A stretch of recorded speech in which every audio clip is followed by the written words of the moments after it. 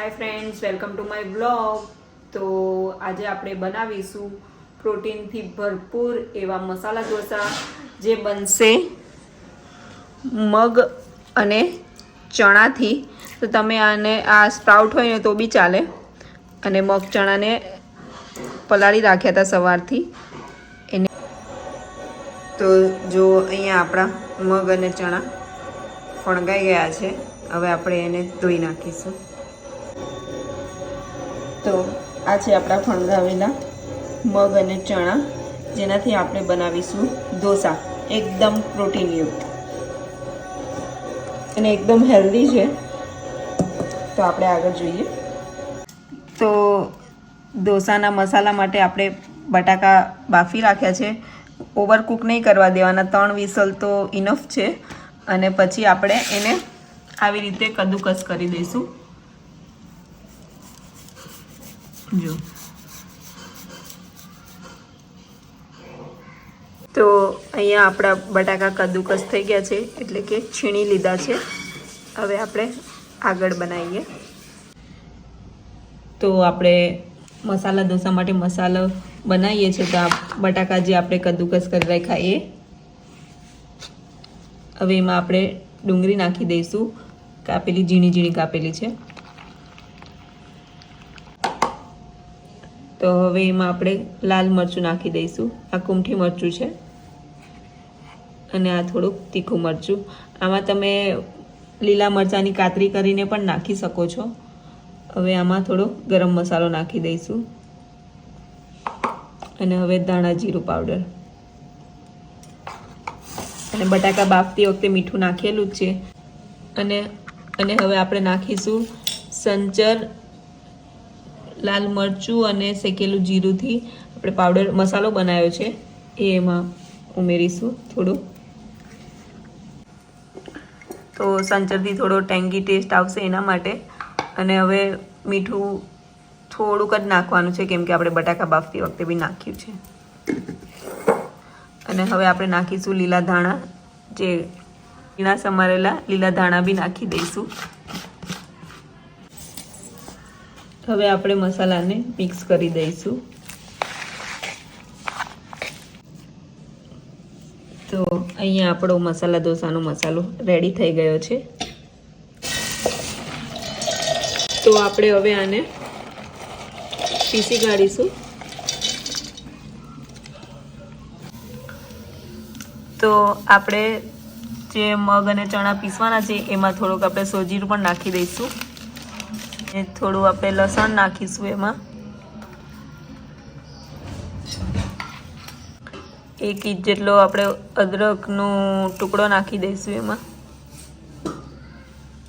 અને લીલા મરચાં,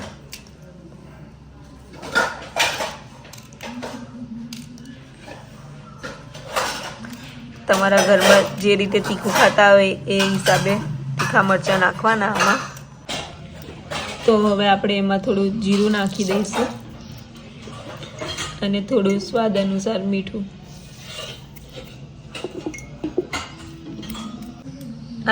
અને હવે આપણે એમાં થોડું પાણી નાખી દઈશું।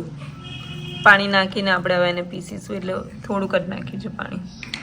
જેમ જેમ જરૂરત પડે એડ કરતા રહીશું। તો આપણે મિક્સરમાં એને પીસી કાઢીશું।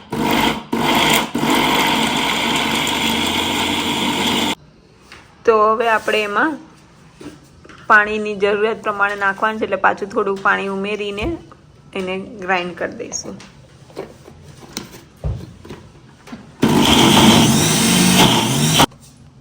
તો અહીંયા આપણું આ બેટર તૈયાર થાય છે, કેમ કે આપણે આ રીતે ચણાને મગને પીસી કાઢ્યા છે।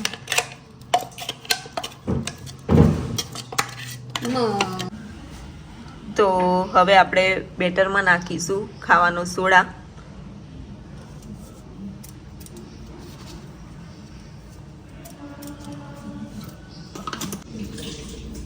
તો આ ઇન્સ્ટન્ટ ઢોસા છે, એટલે આપણે આમાં ખાવાનો સોડા નાખ્યો છે, કેમ કે આપણે આને હાથો લાયા નથી એટલે। તો સોડાને એક્ટિવેટ કરવા માટે આપણે થોડું પાણી નાખીશું એની ઉપર। આપણે એને ફેટી લઈશું.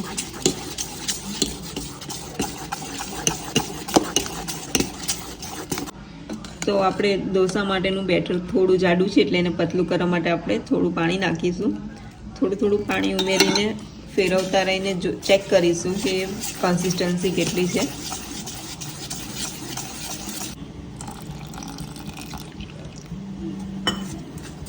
તો આપણે પાછું થોડું પાણી ઉમેર્યું છે અને આપણે આમાં રવો નાખ્યો છે એટલે થોડું બેટર ફૂલી ગયું છે. જો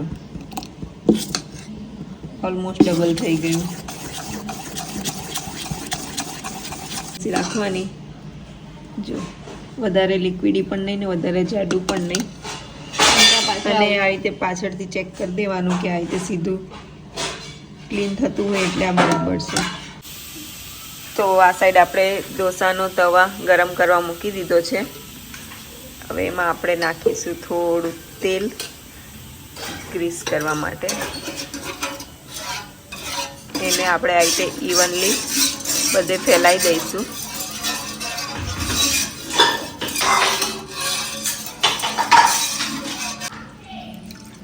અને આપણે આવી રીતે પાણીમાં એક કપડું પલાળીને રાખીશું. જેને આ ફૂલ ગેસ રાખ્યું છે એને થોડો ડાઉન કરી દઈશું. અને હવે આપણે આવી રીતે એને નૂચી કાઢીશું. એટલે આનાથી આપણું ટેમ્પરેચર મેન્ટેન રહે અને ઢોસા આસાનીથી ઉખડી જાય. જો તો અહીંયા આપણે બનાવીશું ઢોસા. જો round and round and round and round. એને એકદમ મસ્ત મોટો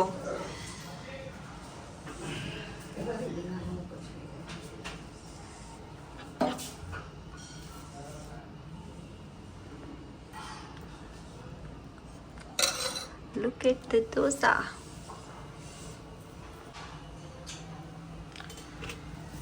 તો અહીંયા તમે ઓઇલ કે બટર કંઈ પણ યુઝ કરી શકો છો.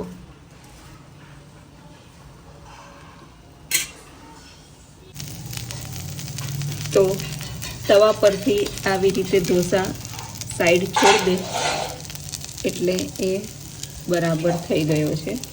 થોડો ક્રિસ્પી કરવા માટે આપણે થોડું એને હજુ રહેવા દઈશું.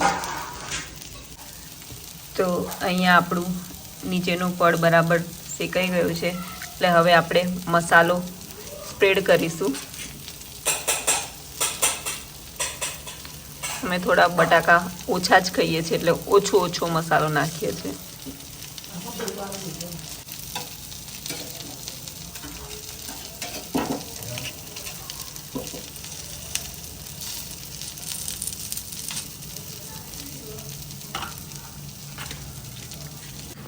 તો હવે થશે સ્નોફોલ ઢોસા ઉપર, એટલે કે ચીઝની વરસાદ. વધારે ચીઝ ખાવ તો વધારે નાખી શકો છો.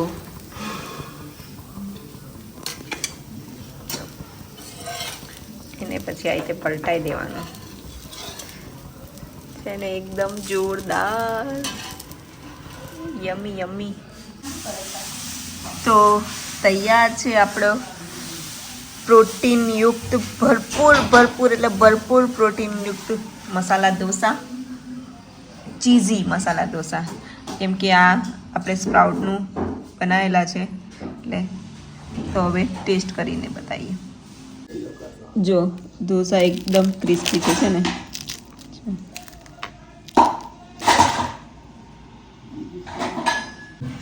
તો હવે બચુ કાકા ટેસ્ટ કરીને કહેશે કે કેવા બનાયા છે મસાલા ઢોસા. એકદમ કમ્પ્લીટ, સ્વાદમાં સરસ, ખાવાની મજા આવે એવા. એકવાર ખાધા પછી બીજી વાર બનશે ક્યારે એવું યાદ આવે. વાહ કાકા. તો આપણો ક્રન્ચી મસાલા ઢોસા, જો અવાજ આવ્યો, એને આપણે ટ્રાય કરીએ. એકદમ જોરદાર. થોડો વધારે ટ્રાય કરું. જો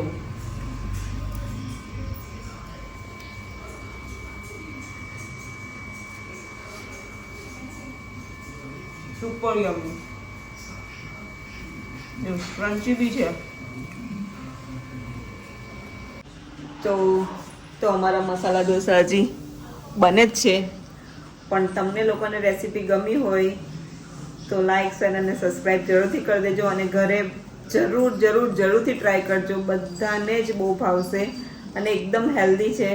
તો વિડીયો ગમ્યો હોય તો લાઈક શેર અને સબસ્ક્રાઈબ કરી દેજો. ટાટા.